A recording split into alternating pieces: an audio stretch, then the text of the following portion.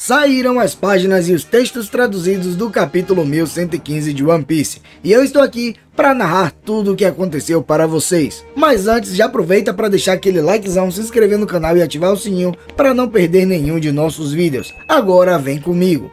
Salve piratas e marinheiros, Salmo Souza na área. E aí, como é que vocês estão? Eu espero que todos vocês estejam muito bem, e hoje eu estou trazendo um formato novo aqui para poder fazer com que esse vídeo fique um pouco mais interessante, e comigo aparecendo na tela eu posso conseguir colocar algumas imagens do mangá para você entender melhor passo a passo o que está acontecendo. E lógico, como aqui é sem nenhum tipo de enrolação, então bora logo para o vídeo. O título do capítulo 1115 de One Piece é Fragmentos de Continentes. Na primeira página vemos a capa, e nela continua a história de capa de Yamato. Podemos ver a seguinte frase escrita: Peregrinação substituta da colheita dourada do Oni, Yamato volume 5. Estou recebendo marmitas bento de Hiyori e de Otoko. Na imagem, Yamato está sorrindo enquanto vê Hiyori e Otoko preparando um bento para sua jornada por um ano. Na página 2, o capítulo começa onde o anterior terminou. Na nota inicial do editor vemos a seguinte frase: a onda de choque também é sentida neste país. Vemos mais reações sobre as palavras de Vegapunk em todo o mundo. No país de Wano, vemos que a bandeira dos chapéus de palha está perto do castelo. As pessoas estão ouvindo a mensagem de Vegapunk com o Dendemushi do antigo Orochi. É inacreditável que possamos receber transmissões do mundo exterior. Kiemon então responde: parece que Orochi mandou instalar isso no castelo de Gozaru. Momonosuke volta a falar: então Joy Boy era um pirata? Igualzinho ao Luffy? Kiemon então responde: você conhece esse nome, meu senhor? Parando para analisar um pouco, eu acabei percebendo que nesse momento Yamato não se encontrava junto com Kiemon e Momonosuke nesse mesmo lugar. Então das duas uma: ou ela já partiu para sua jornada, ou então isso está acontecendo no exato momento em que ela está junto com Hiyori e com Otoko. A cena muda para a base G4 da Marinha, filial da prisão, onde vemos que Demaru Black e sua tripulação também estão ouvindo a mensagem de Vegapunk. Eles agora estão fazendo cosplay dos piratas do Kid. O falso killer diz: Joy Boy, ele é mais forte que nosso capitão? O que você acha, Capitão Kid? O falso Kid então responde: tá me perguntando isso? O falso Hat diz: é assim que se fala, Capitão Kid? Que magnânimo! E o falso Kid volta a dizer: Joy Boy é obviamente mais fraco que eu. Um outro falso companheiro da equipe deles então diz: é boy, capitão! E aqui temos dois pontos para esclarecer. Reparem que Oda gosta de criar hype com pequenos detalhes. A gente tinha até mesmo esquecido já do que tinha acontecido com Kid. E ele trazendo esses piratas agora, ele consegue fazer com que a gente volte a mencionar e se perguntar: será que Kid está vivo ou não? Ou como uma coisa bem simples faz você voltar um hype em um personagem que já estava apagado há bastante tempo.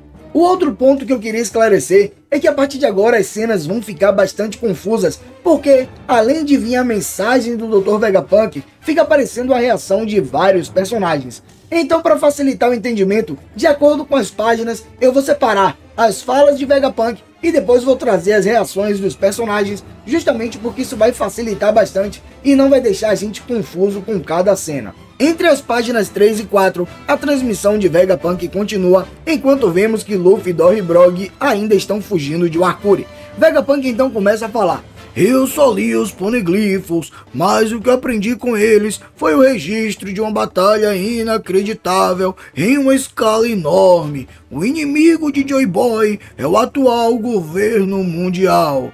Bem, para ser exato, é uma forma anterior do governo mundial, antes de ser estabelecido. Foi a cooperação temporária de 20 reis que formaram um exército da aliança.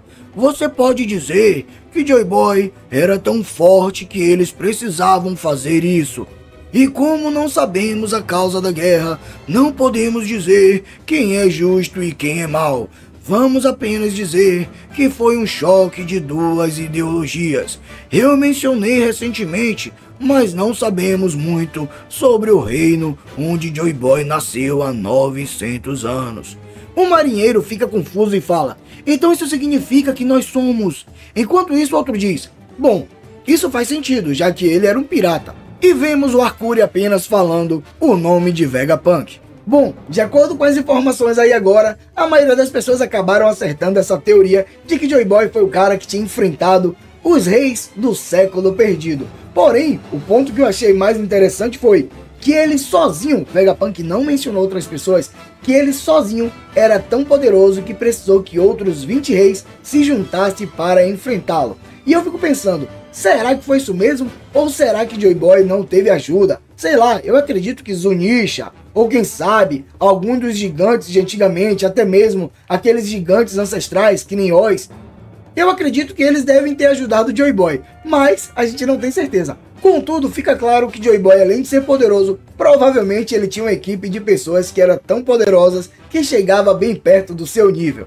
Na página 5, a mensagem de Vegapunk continua e ele diz: eu descobri que era um país incrível, com uma civilização avançada. As armas que existiam durante a guerra naquele século eram produtos que não podem ser replicados, nem mesmo com o nosso conhecimento atual, mesmo com o meu cérebro genial. O problema agora está lá, Lab Phase.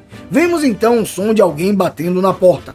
Enquanto Vegapunk diz essas palavras, podemos ver uma imagem com silhueta de Joy Boy em uma forma que se parece muito com Luffy no Gear 50, e ele está em uma batalha contra seus inimigos. Além disso, no presente vemos também o Gorosei Marris emanando seu Haki do Rei dentro de Lab Phase para fazer alguns Dendemushi desmaiarem. Ou seja, se já foi mostrado o Gorosei Wakuri usando o Haki do Rei e agora o Gorosei Marris, provavelmente os outros Gorosei também devem ter essa habilidade. Agora, a questão é, ele está usando o seu Haki do Rei para fazer os Dendemushi desmaiar justamente porque ele quer acertar o Dendemushi de transmissão da mensagem de Vegapunk. Mas onde se encontra esse Dendemushi de transmissão? Eu fiquei pensando aqui e resta saber, será que ele tem um limite de distância? Será que ele tem que estar dentro de Punk Records? Será que ele tem que estar dentro de Egghead? Na minha mente veio o seguinte, se ele tiver que estar dentro de Egghead, ele poderia estar naquele túnel por onde Luffy e Bonnie tinham chegado dentro da ilha. Ou seja, por lá seria muito difícil de encontrar aquele lugar, até porque poucas pessoas sabem daquela entrada. Bonnie era uma das poucas que sabia justamente porque ela já tinha ido para lá junto com o seu pai. Na página 6, a cena muda para o país de Zou e vemos Carrot usando uma roupa nova. E ao seu lado se encontram alguns Minks e Wanda, e eles estão escutando a mensagem de Vegapunk. Aparentemente, Zunisha também está ouvindo. Carrot apenas diz, incrível! A cena corta para os piratas Fox e eles estão ouvindo Vegapunk em um pequeno barco surrado. A maior parte da tripulação se foi, pois só vemos Fox, que agora está com bigode e cavanhaque. Com ele se encontra Borscht e Hamburgo. Todos eles têm alguns curativos e feridas. Provavelmente participaram de alguma batalha parecida com aquela que ele fez contra Luffy. Ei, fi. O que diabos eles estão fazendo? Aquele maldito amendoim, agora ele só está sendo um idiota arrogante. Borscht o interrompe e diz, ei, chefinho, esquece isso, eu tô com fome. E Hamburgo apenas dá risada. De volta a Egghead, vemos Edson conversando com Stussy via Dendemushi. E ele então diz, Stussy, sou eu, Edson. Libere a barreira e escape. Stussy então responde, o quê?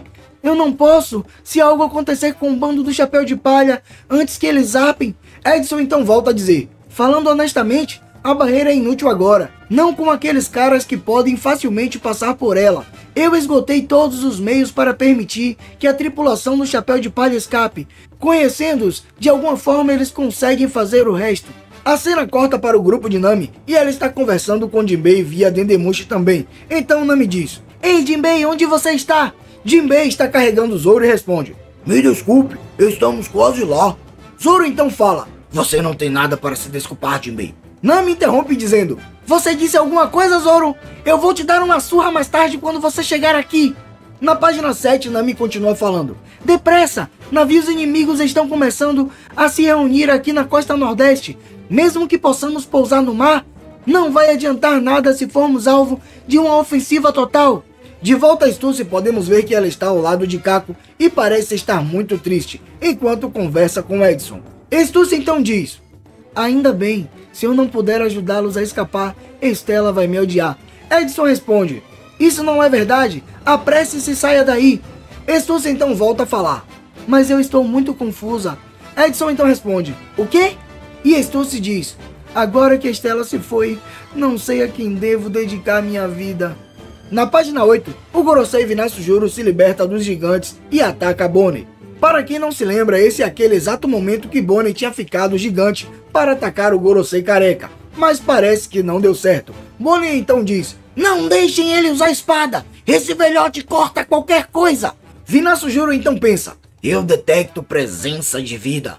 Vinasujuro nota Bonnie indo em sua direção no ar e dispara um ataque de sua espada. Frank vê aquilo e grita: ei, cuidado, Bonnie!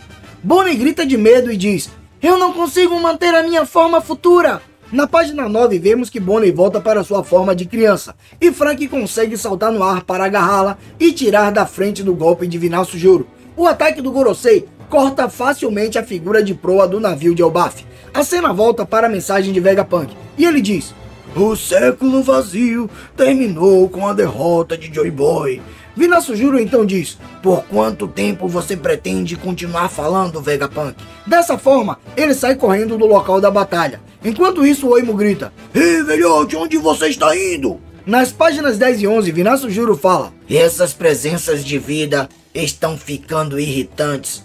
Ele então usa sua espada para cortar a nuvem de Lab Phase junto com boa parte de Punk Records ao meio, do mesmo jeito que Law cortou o laboratório e a montanha em Punk Hazard. Os serafins ainda em suas bolhas e os agentes da Cyberpool acabam caindo em direção ao chão. Vegapunk continua sua mensagem falando a respeito da derrota de Joy Boy. Assim ele diz: com a morte dele, cicatrizes enormes e irreversíveis da guerra deixaram sua marca.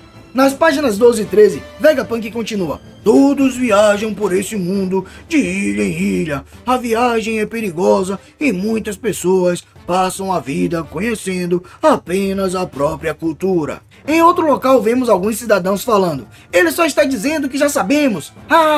Ele só está dizendo que o mar é perigoso. Vegapunk continua: essa norma que temos agora não existia no mundo há 1000 anos atrás. Devido ao cataclisma que aconteceu no século perdido, o mundo já esteve submerso. Agora estamos vivendo em cima dos fragmentos dos continentes do passado. O mundo de 1000 anos atrás é agora uma sombra de sua forma original que afundou no fundo do mar. Enquanto Vegapunk fala, vemos outra página dupla épica mostrando ruínas de cidades no fundo do mar. Além disso, é mostrado a vila Shimotsuki de Zoro, onde Koshiro está ouvindo Vegapunk enquanto as crianças treinam. No reino de Kamabaka, os revolucionários também escutam a mensagem de Vegapunk. Entre eles, aparecem Dragon, Sabo e Ivankov. Então galera, eu não sei qual é o motivo de Oda estar trazendo a reação de várias pessoas no mundo todo, até porque isso seria apenas encheção de saco. A não ser que ele esteja preparando o terreno para criar uma grande guerra entre o mundo todo e o governo mundial. Por causa disso eu comecei a pensar, será que os Gorosei, os Cavaleiros Sagrados e Musama não são seres de outro planeta? Talvez por isso eles estejam tentando fazer o mundo afundar no mar, justamente para que eles possam trazer a sua raça para colonizar o planeta Terra. Eu sei que essa é uma teoria muito bizarra, eu acredito que talvez nem aconteça, talvez nem deva acontecer, mas ainda assim, se você parar para pensar com relação ao paralelo do nome de cada um dos Gorosei sendo relacionado a um planeta, além também de que a gente viu Enel na Lua, com aquelas figuras, aquelas imagens que apareceram, fazendo uma referência ao que está acontecendo agora em Egghead, sendo até mesmo mostrado Mother Flame parecido com um dos quadros que Enel tinha visto, então pode ser que essa teoria passe a fazer um pouco mais de sentido. Na página 14 continua mostrando a reação das pessoas. Os cidadãos na vila Kokoyashi falam: essa é uma história inacreditável. Gen então diz: ei, para onde você vai, Nojiko? O mundo pode estar em crise. E Nojiko responde: me conte o resto depois, vou dar uma olhada no campo de tangerinas. A mensagem de Vegapunk então continua: não temos como saber como era o mundo no passado distante. Só podemos concluir que muitos continentes existiram. Se o mundo permanecesse inalterado no passado, seria impossível apagar 100 anos de história da memória do mundo. Mas de alguma forma, isso faz sentido. O aumento do nível do mar em apenas 100 anos é, na verdade, de 200 metros. Os marinheiros se espantam e começam a gritar: o quê? 200 metros? Na página 15, os marinheiros continuam. Só este navio de guerra gigante tem 60 metros de altura. Com essa profundidade, o mundo inteiro vai desaparecer. Ei, enquanto todos vocês estão ouvindo isso, os agentes da Cyberpool e os Serafins caíram. Vamos resgatá-los!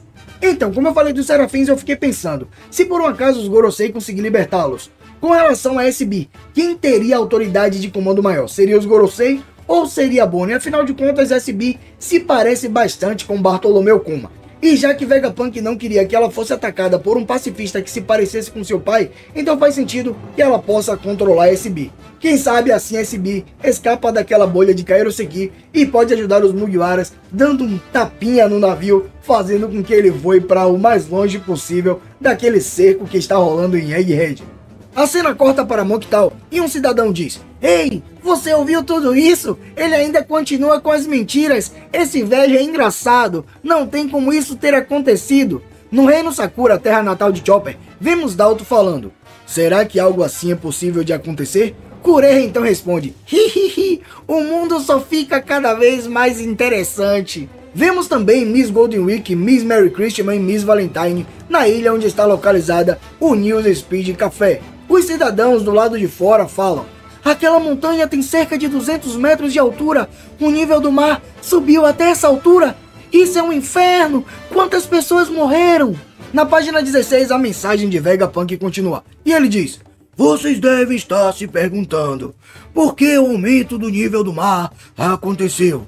É claro que é natural pensar que foi causado por um desastre natural e inesperado.